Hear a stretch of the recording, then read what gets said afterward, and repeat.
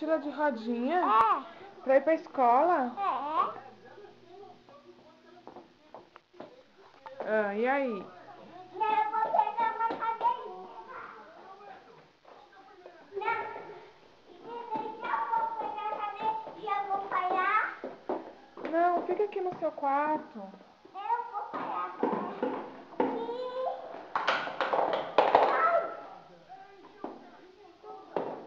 Desculpa. Eu ia cá?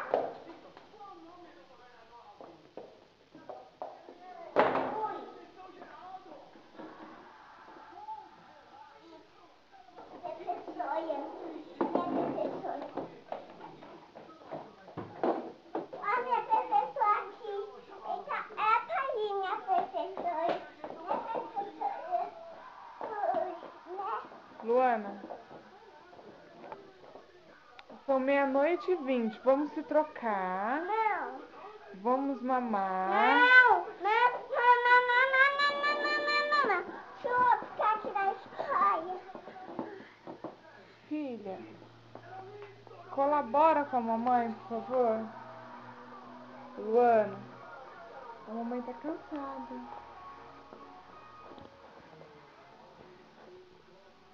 Luana.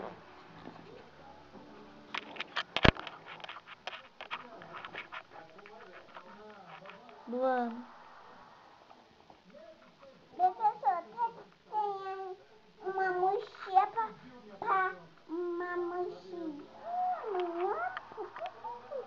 Amanhã eu vou na escola amanhã. E a professora,